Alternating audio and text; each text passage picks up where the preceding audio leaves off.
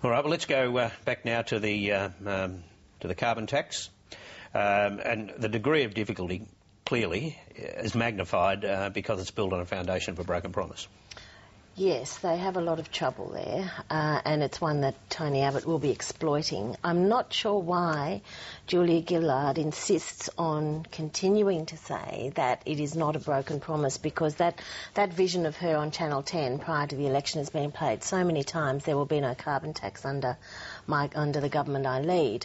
And while you can understand where Greg Combet is coming from when he says this is actually an emissions trading scheme, it's not for the next 3, 4, 5 years or wherever, and also it's a possibility of moving to an emissions trading scheme. Yeah, though she did change her rhetoric slightly on that this morning. She said that, well, it's a different parliament, and I could have come in and thrown my hands in the air and said, well, I can get nothing done, or you be pragmatic and you do deals. Well, exactly. I mean, she could have applied a bit of a Tony Abbott phrase to it and said, well, you know, that's what happens when you've got this sort of a parliament, and this is what we're going to do as we move to it, so let's get over it and move on. You know, it's this continual trying to paint black as white that gets her into strife. But part of the problem, surely, is that it's not just this instant, and Tony Abbott has seized on this. He looked, going back to the Kevin Rudd thing, the whole bit, he's throwing it all together as a sort of a general issue about trust as it applies to Julia Gillard. Have a look at this.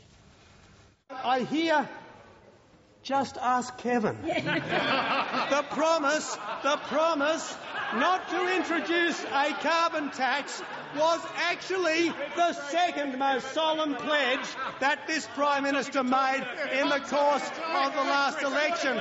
The most solemn pledge, perhaps, was the pledge to the former Prime Minister, I'm with you, Kevin. I'm with you, Kevin. I back you all the way, Kevin. I even back you on your emissions trading scheme until it all gets too hard, and I'll stab you on the back in that. She ratted on Kevin Rudd, and now she's betrayed the Australian people.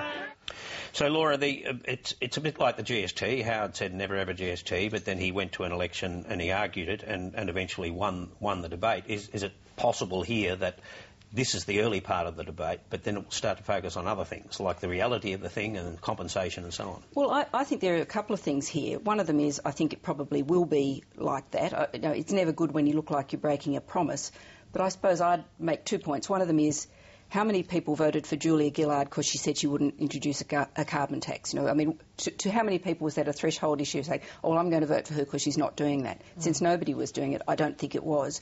I think this is all pitched at the votes that Labor lost for breaking the last promise, for breaking the promise that they would introduce an emissions trading scheme. This is all about bringing back that left vote that went to the Greens in disillusion, and that's what it's about.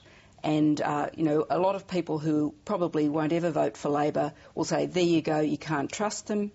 But if they can come up with a package that has a timeline that's credible, they do have the chance of bringing back that vote, which they need to get that absolutely abysmal primary vote that they're recording now back to a sensible and reasonable level.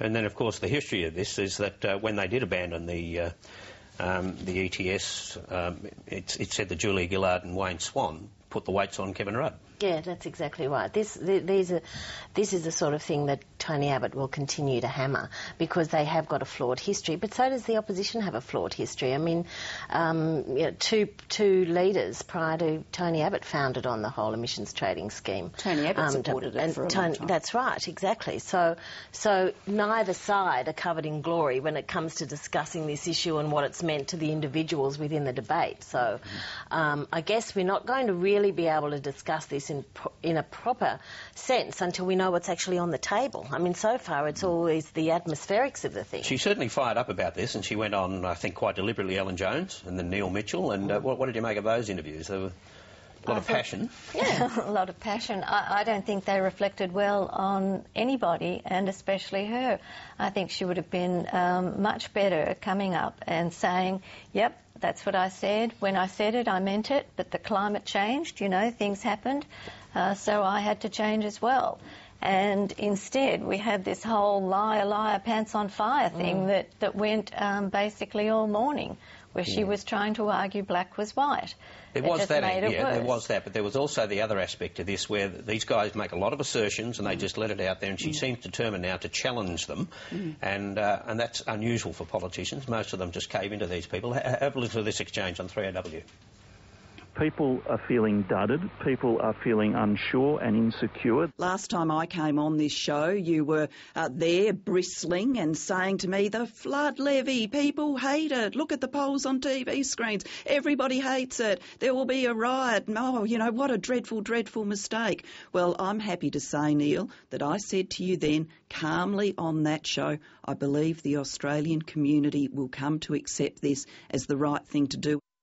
Yeah, good. Yeah. So, excellent. But, I mean, about time somebody takes some of these guys. Well, they do make these assertions. They speak for the country, and they say that everybody hates it. Yeah. And they said that about the flood levy. Everybody hates it. And I think the poll shows about 50-50. And, she's showing essentially that I think this was as much for the non-Alan Jones, Neil Mitchell audience as anybody else. This was to say, look, I'm not frightened of these people. I'm not frightened to argue my case. Now, Nikki's right. There are more eloquent ways of doing it. But it was as much about taking them on, I think, as anything else, and taking them on this issue, which is right up their street. It's a tax issue.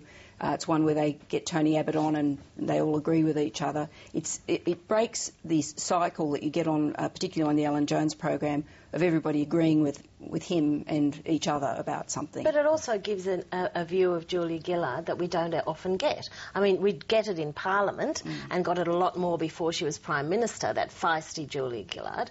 But a lot of her public presentations are that very measured, what Tony Abbott would describe as wooden performances, and so to actually get her giving as good as she gets, I think it's good honour. Well, before we leave this, and Tony Abbott is becoming well known for some of his slogans, and he gave a new one, a run this week, but you get an impression that he had some of his colleagues were already in on this. They knew what was coming. Have a look at this graph in the Parliament. Keep an eye on John Alexander, who's sitting behind Tony Abbott. She has never seen a tax she didn't like. She has never seen a tax she wouldn't hike. He was doing that word for word, and I don't think Tony Abbott will be happy until the whole country is doing precisely that.